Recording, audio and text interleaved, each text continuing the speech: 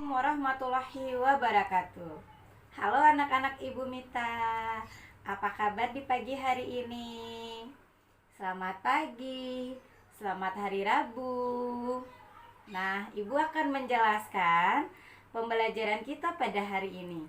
Kita mempelajari tema 1, subtema 2, yaitu hewan sahabatku. Nah, tujuan kita pada hari ini mempelajari yang pertama, menjelaskan perkembangbiakan generatif pada hewan. Yang kedua, menjelaskan pengaruh kondisi geografis terhadap kehidupan ekonomi negara-negara ASEAN. Yang ketiga, menentukan isi laporan yang didengar. Baiklah anak-anak, Ibu akan menjelaskan apa itu perkembangbiakan generatif pada hewan. Nah, semua makhluk hidup itu harus berkembang biak agar jenisnya itu tidak punah. Nah, termasuk pada hewan. Perkembangbiakan hewan terdiri dari dua cara, yaitu secara generatif dan secara vegetatif. Perkembangbiakan generatif merupakan perkembangbiakan yang terjadi karena bersatunya sel kelamin jantan atau spermatozoid dan sel kelamin betina atau ovum.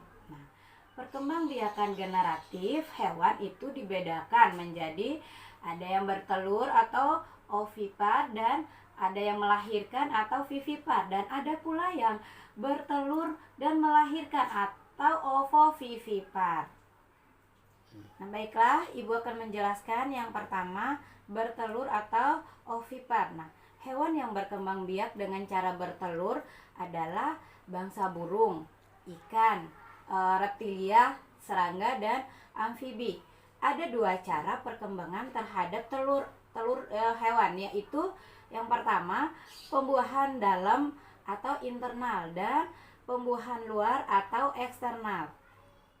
Nah, yang kedua, melahirkan atau vivipar. Hewan-hewan yang berkembang biak dengan cara melahirkan antara lain sapi, harimau, orangutan, lumba-lumba, dan ada paus. Pada hewan vivipar ini, bayi yang baru lahir akan disusui dan diasuh oleh induknya.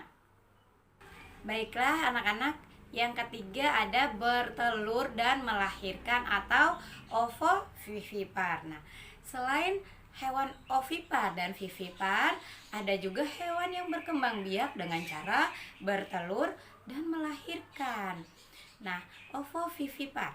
Pada hewan ovovivipar, pertemuan spermatozoid dan sel telur akan berkembang menjadi embrio. Nah, kemudian embrio dibungkus oleh cangkang, namun tetap berada di dalam tubuh induknya. Contoh hewan yang berkembang biak secara ovovivipar yaitu antara lain ada ikan pari, ada hiu, hiu macan, dan ada beberapa jenis ular lainnya.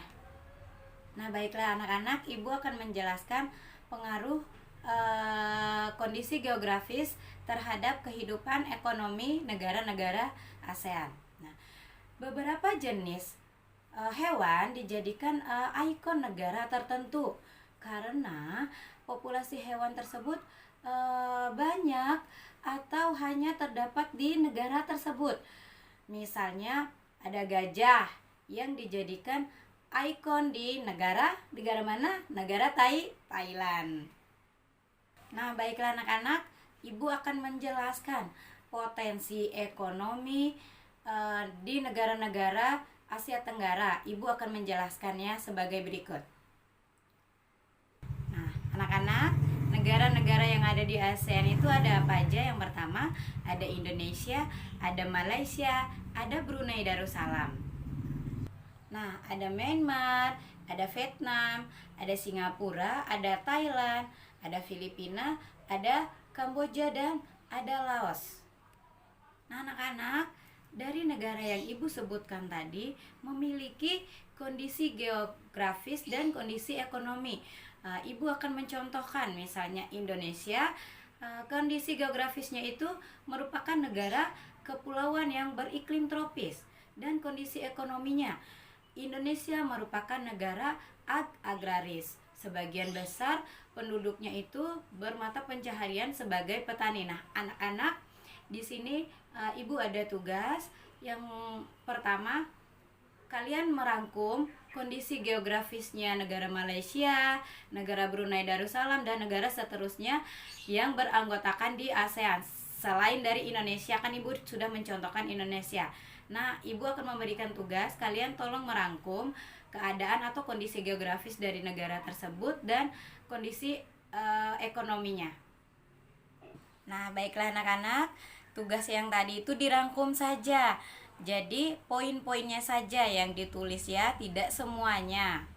Yang penting keadaan geografis dan kondisi ekonominya saja. Nah, tugas selanjutnya ada di halaman 51, yaitu ayo merangkum. Nah, ini ya. Ini saja. Mengamati ciri-cirinya itu, ciri-ciri hewan ovipar, vivipar, dan ovovivipar. Itu saja.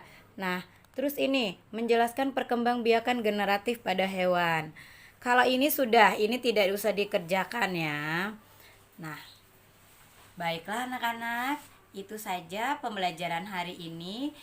Tetap semangat ya. Sekian dan terima kasih. Wabillahi taufiq wal hidayah. Wassalamualaikum warahmatullahi wabarakatuh.